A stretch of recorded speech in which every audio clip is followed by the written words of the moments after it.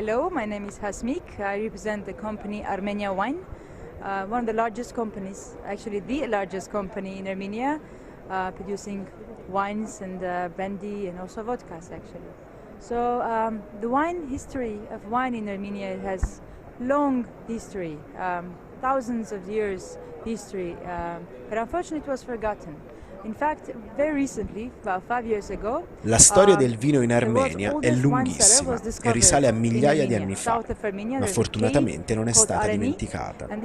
Infatti, recentemente, appena 5 anni fa, è stata scoperta la più antica cantina della storia, nel sud del paese, ad Armenia. Qui gli scienziati di un team internazionale arrivati da tutto il mondo hanno ritrovato in uno scavo all'interno di una grotta anfore contenenti vino risalenti a ben 5.500 anni fa. Questa evidentemente è la prima evidenza storica dell'esistenza del vino che abbiamo ai giorni nostri. Ma l'aspetto ancora più affascinante è che dalle analisi genetiche sul DNA dei resti trovati nelle giare all'interno delle quali veniva preparato il vino, si è scoperto che le varietà di uva coltivate oggi discendono direttamente da quelle di allora. Oggi questa varietà si chiama Areni e la Armenia Wine, l'azienda eroica più grande e rappresentativa del paese, produce da queste uve il 90% dei suoi vini rossi, proprio nella regione che ospitava lo scavo. Ma produciamo anche dei buoni vini bianchi, sempre da varietà autoctone coltivate esclusivamente in Armenia. Storicamente i vini armeni hanno una storia lunghissima, ma allo stesso tempo, durante il periodo di occupazione sovietica, il focus produttivo fu spostato sul brandy più che sul vino. La scelta di Mosca essenzialmente fu quella di produrre qui il brandy ed in Georgia il vino, ma dopo la fine dell'Unione Sovietica si è tornati alla più tradizionale produzione eroica, arrivando quindi ai giorni nostri.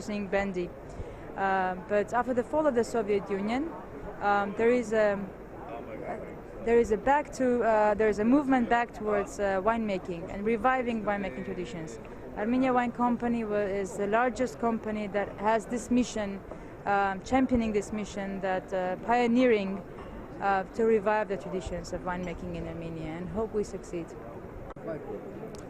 Tra i territori meno conosciuti del vino mondiale, soprattutto in Italia, c'è Israele, un piccolo paese dalla storia assolutamente moderna, in un territorio, in una regione in cui però la vite ed il vino sono sempre esistiti. Ne parliamo con Adam Montefiori. For sure, anyone who reads the Bible will know that Israel is one of the first countries to produce wine. All of the biblical history, whether it's Jewish or Christian, is full of wine stories, and it's because of what happened. Chiunque legga la Bibbia può rendersi conto che Israele è tra i primi produttori di vino della storia. Tutte le storie bibliche, siano esse cristiane o ebraiche, sono piene di riferimenti al vino, ed è proprio per tutto ciò che è successo in queste terre nei secoli passati che oggi il vino ha così tanta importanza, tanto nella cultura ebraica che in quella cristiana. Israele ha prodotto vini davvero di scarsa qualità per almeno 2000 anni, specie se si considera che in tempi biblici l'industria del vino era tra le più importanti della regione, tanto da esportare buona parte della propria produzione. Negli ultimi 20-30 anni stiamo invece assistendo ad un vero e proprio revival qualitativo dei vini di Israele. Ci sono sempre più giovani coinvolti nel settore, che viaggiano molto, specie in Francia e in Italia, per imparare le migliori tecniche e produrre qui vini di grande qualità. Il risultato è una sorta di rivoluzione del vino, che è molto eccitante da vivere. In fondo siamo un paese del nuovo mondo eroico, ma siamo anche uno dei paesi in cui il vino si produce da più tempo. Viviamo un vero e proprio paradosso. Oggi arriviamo a produrre 40 milioni di bottiglie in media, una quantità a cui arriva una qualsiasi denominazione italiana. Ma siamo molto orgogliosi, specie perché è una riscossa che stiamo vivendo insieme ad altri paesi del bacino del Mediterraneo, come il Libano, la Grecia, la Turchia o la stessa Cipro. 20 anni fa avevamo appena 20 cantine in tutto il paese. Oggi siamo a più di 300. Abbiamo vini capaci di prendere voti altissimi da Robert Parker, ma anche di eccellere nelle competizioni internazionali. Non siamo l'Italia, ma abbiamo dei sogni. La questione importante non è dove è Israele oggi, ma dove era 20 anni fa e dove sarà tra altri 20 anni. Noi vogliamo produrre sempre più vino e sempre di maggiore qualità, che racconti la storia da cui arriva, che sappia esprimere il terroir di questo paese antico e moderno, migliorandoci costantemente. La gente che viene a visitare Israele e le sue cantine, così come buona parte di chi lavora nel settore, è giovane, ha fame di conoscenze e questo rende tutto ancora più eccitante. Non abbiamo sfortunatamente varietà autoctone, ma solo internazionali, come Cabernet Sauvignon, Merlot, Syrah, che si producono un po' in tutto il mondo, oltre a qualcuna meno piantata, come il Petit Syrah e il Carignan. A proposito delle nostre origini, come produttori moderni, ne abbiamo di nobili perché il barone di Rothschild, coproprietario di Château Lafite a Bordeaux, ha deciso di creare un distretto del vino in Israele sin dal lontano 1882, con cantine del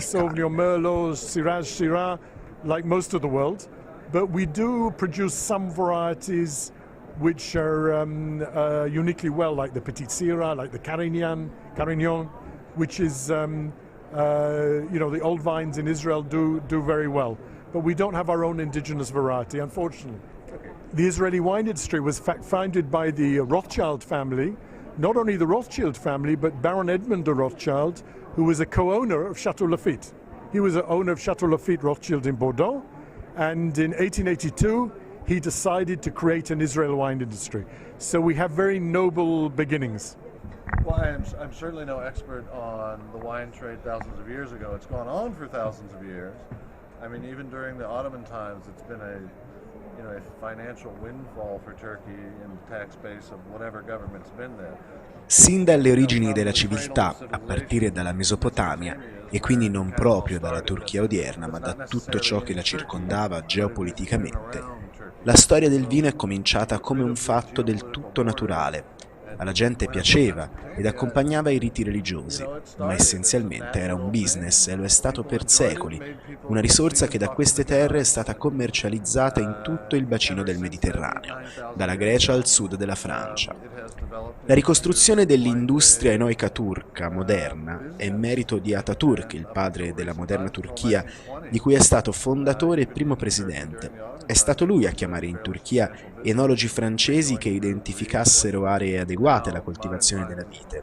Così arrivarono, decisero dove e cosa piantare e dettero impulso alla nascita della viticoltura moderna. Alcuni sono ancora vivi ai giorni nostri. All'inizio è stato un piano esclusivamente governativo, quindi la produzione era interamente in mano allo Stato e, come succede sempre in queste occasioni, la qualità all'inizio ha sofferto molto la necessità di produrre grandi quantità. Personalmente ho vissuto la grande crescita qualitativa degli ultimi 10 anni e posso dire che adesso ci troviamo di fronte a vini del tutto diversi. Una qualità che si riscontra ormai a tutti i livelli, anche nei vini da tavola. Se fino a 10 anni fa c'era ancora qualche vino imbevibile, oggi davvero non esistono più vini fatti male. Un ruolo importante, evidentemente, è stato quello della crescita economica delle ultime 2 decadi, che ha aperto il paese a 2 aspetti diversi altrettanto importanti.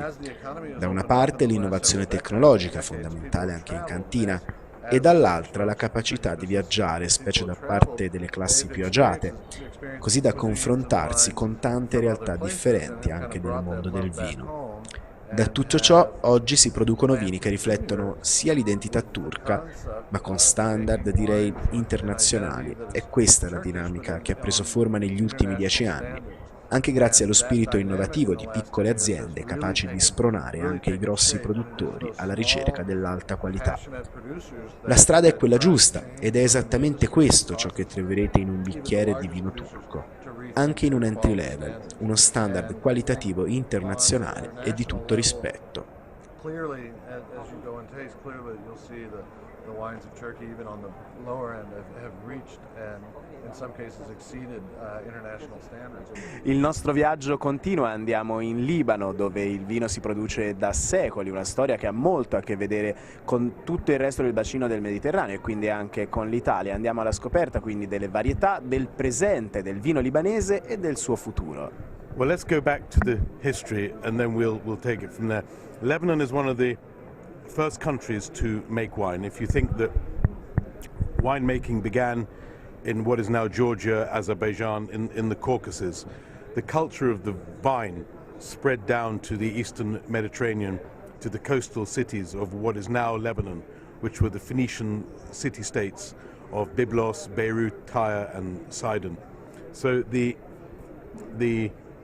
Phoenicians were the first people. If they didn't make wine if they weren't the first to make wine, they were definitely the first to sell it. And the Phoenicians bottled their wines in clay jars, put them on their boats and sent them out across the Mediterranean to Rome and to Greece and to Carthage and to Spain. The Greeks and the Romans got their wine culture from us. Il Libano è stato uno dei primi paesi a produrre vino, anche se la produzione enoica vera e propria è nata nell'attuale Georgia, ma da lì è partita per conquistare il bacino del Mediterraneo. A partire proprio dal Libano, come raccontano i riferimenti biblici delle antiche città libanesi. Se non siamo stati primi per definizione a produrlo, di certo siamo stati primi a venderlo ed a commercializzarlo anche via nave in tutto il mondo allora conosciuto. Dall'impero romano alla Grecia, che hanno costruito la loro cultura del vino proprio grazie a noi. Siamo molto orgogliosi di poter affermare che siamo stati noi a portare il vino in tutto il mondo allora conosciuto. La nostra industria del vino è nata nella seconda metà del XIX secolo. Per la precisione nel 1868, quando entrò in produzione Chateau Xarat. Dopodiché è stato fondamentale il ventennio di occupazione francese tra il 1923 e il 1943, durante il quale si sono diffuse sia la cultura del vino che quella francese in generale. Da lì in poi abbiamo mantenuto un certo rapporto con il vino e con la cultura francese e tutto ciò che ci gira intorno. La storia moderna del vino libanese invece nasce circa 25 anni fa, con la fine della guerra civile. All'epoca, nel 1990, avevamo appena 3 produttori. Oggi, nel 2015, ne contiamo 40 ed il Libano produce 8 milioni di bottiglie di vino. Non molto, ma pensiamo che piccolo sia bello e che se riusciamo a fare vini di qualità ed a comunicarli bene, riusciremo anche a venderli ad un buon prezzo. Tra le varietà più coltivate che meglio esprimono il nostro terroir, ci sono tra i vitigni a bacca rossa tutte quelle coltivate nel sud della Francia: Cesnot, Grenache, Carignano, ma anche Syrah e Cabernet Sauvignon, che dà struttura ai nostri vini, ma sono i vitigni arrivati qui 150 anni fa a rappresentare al meglio il Libano.